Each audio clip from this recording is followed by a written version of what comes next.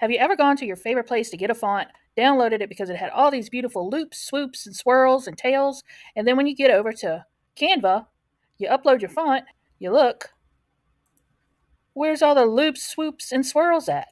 Well, they don't come over to Canva. So let me show you how to get them over. So now that I have my font uploaded into Canva from Creative Fabrica, I want to know where these little loops, swoops, and swirls are.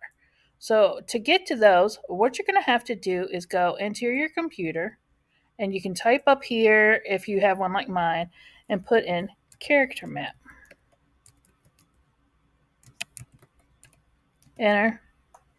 And here you can go right up in this little bar right here and put whatever the script is called, whatever that font that you want to go. All your fonts that are on your computer are in here, and you can just type the one you want, which the one I downloaded is Masterline Script.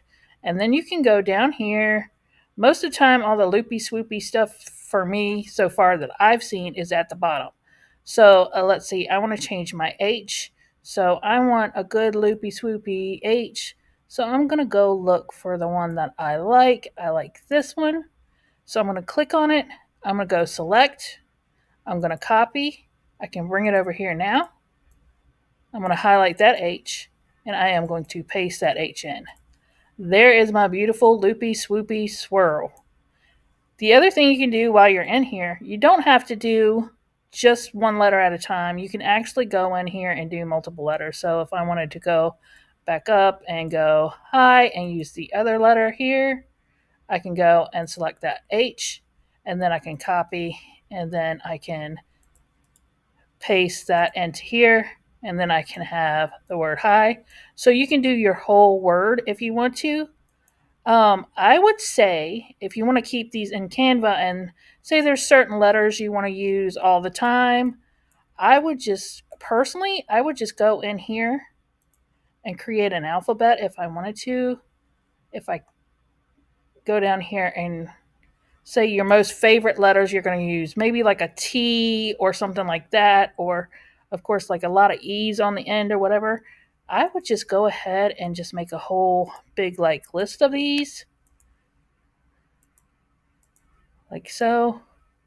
Copy, and then paste it in here, and maybe make a folder that says fonts, and then you would have them in here. So now when you needed a word, say I wanted that D to go right there. So all I'm going to do now is I'm going to highlight that D. I am going to copy and take that D over here and paste it. Oh, the F came with it, so. But now I have my D over here too. So I could just have this in a folder and label it fonts or Masterline script fonts. And then what I can do later on is just open that folder up and just copy and paste out of that folder into the other design I was working on versus keep going in here and scrolling and finding whatever letters I need. And that's how to do it.